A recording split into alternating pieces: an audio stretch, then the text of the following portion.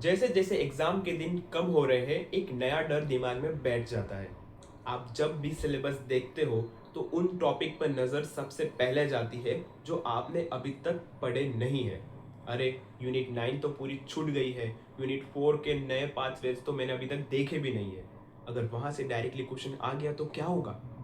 इस वक्त सबसे ज्यादा खतरनाक चीज आपका भूलना नहीं है, बल्कि ये फोमो है, fear of the missing out. ये डर की जो मैं छोड़ दिया है, कहीं वही एग्जाम में ना आ जाए।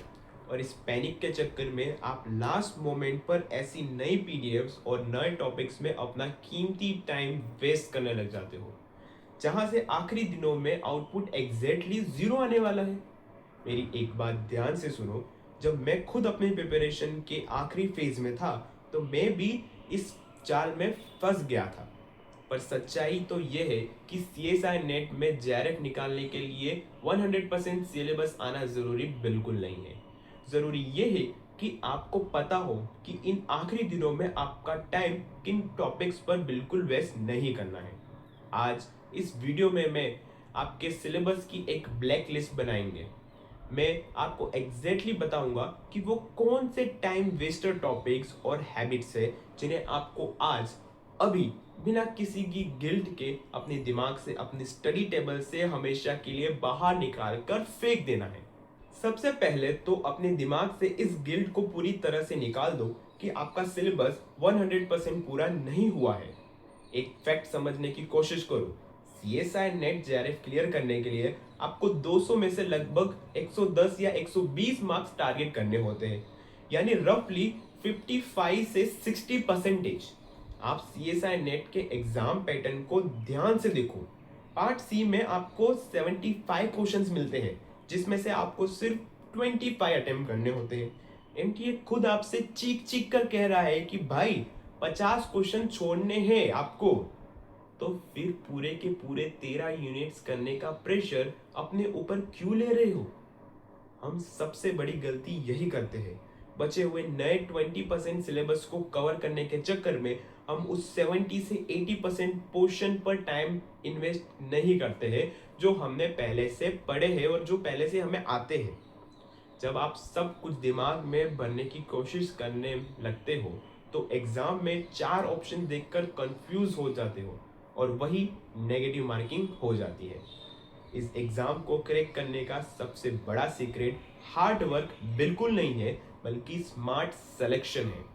इस पॉइंट पर आकर ये पता होना उतना जरूरी नहीं है कि क्या पढ़ना है, जितना ये पता होना जरूरी है कि क्या छोड़ना है। और अगर आप आज किसी छूटे हुए टॉपिक्स को कॉन्शियसली ड्रॉप कर रहे हो तो वो आपकी हार नहीं है, वो आपकी सबसे बड़ी बेस्ट स्ट्रेटेजी है। तो चलिए अब मैं आपको एग्जैक्टली बताता हूं कि वो कौन से टॉपिक है जो इस वक्त आपकी ब्लैक लिस्ट में होने चाहिए। तो अपनी नोटबुक निकालो और इस ब्लैक लिस्ट को ध्यान से समझ लो। इन 3 कैटेगरीज के टॉपिक्स पर इन आखिरी दिनों में 1 सेकंड भी बर्बाद नहीं करना है। Category number 1, the ego topics. ये वो टॉपिक्स हैं जो समझने में 10-10 घंटे खा जाते हैं, पर एग्जाम में वहां से मुश्किल से 2 या 4 मार्क्स का क्वेश्चन आता है। मान लो बायोकेमिस्ट्री यूनिट 1 में रामाचंद्रन प्लॉट के कोर मैथमेटिकल एंगल्स और कॉम्प्लेक्स बायोफिजिक्स पहले कभी नहीं पढ़ी। अब उसको ईगो पे मत लो कि ये समझ क्यों नहीं आ रहा है, मैं तो करके ही रहूंगा। अगर एक टॉपिक पढ़ने में पूरा दिन लग रहा है और श्योरिटी नहीं है कि क्वेश्चन बनेगा या नहीं, तो उसे हाथ जोड़कर नमस्ते बोल दो और आगे बढ़ो। Category number 2, untouch heavy units. अगर आपने पूरे साल unit 9 diversity of life form और यूनिट 13 मेथड्स इन बायोलॉजी जैसे लंबे और हैवी यूनिट्स को खोल कर देखा तक नहीं है, तो प्लीज आखिरी दिनों में उसकी 200 पेजेस की पीडीएफ डाउनलोड करके पढ़ने की गलती बिल्कुल मत करना। नए यूनिट्स उठाने से दिमाग को प्रोसेस करने में टाइम लगता है। इन अनटच यूनिट्स को परमानेंटली गुड बाय कहने का टाइम आ गया है। जो आपकी 7 से 8 स्ट्रॉन्ग यूनिट्स है, बस उन्हीं पर फोकस रखो। Category number 3, non PYQ volatile data. Standard reference book में लंबी लंबी टेबल्स होती है जैसे टेक्सोनोमी के अजीब अजीब नाम या सेकेंडरी मेटाबोलाइट्स का एनलेट्स पाथवे। अगर पिछले 5 साल के पीवाईक्यू में उन टेबल से एक भी क्वेश्चन नहीं आया है तो उन्हें रटना एक बहुत बड़ा टाइम वेस्ट है। एनटीए की अपनी एक लिस्ट ऑफ फेवरेट्स है। अपना दिमाग सिर्फ उन फैक्ट्स को याद रखने में लगाओ जो पीवाईक्यूज में बार बार घूम फिर कर पूछे जाते हैं, पूरी बुक याद करने में नहीं। इन 3 कैटेगरीज को अगर आपने कंप्लीटली ब्लॉक कर दिया तो आप खुद देखोगे कि आपका 50% स्ट्रेट वहीं खत्म हो गया। अब आते हैं एक ऐसी प्रॉब्लम जो आपके कंट्रोल में बिल्कुल नहीं होती पर आपकी आखिरी दिनों की सारी मेहनत बर्बाद कर सकती है, और वो है the WhatsApp and Telegram trap. होता क्या है, आप अपने रूम में शांति से बैठकर अपनी 7 से 8 स्ट्रॉन्ग यूनिट्स रिवाइज कर रहे होते हो। तभी अचानक से किसी दोस्त का मैसेज आता है कि या किसी ग्रुप पर नोटिफिकेशन आता है, भाई तूने यूनिट 10 का वो रिसर्च वाला पेपर पढ़ा कि नहीं, उस कोचिंग वाले सर ने बोला है कि इस बार वहां से क्वेश्चन पक्का आएगा।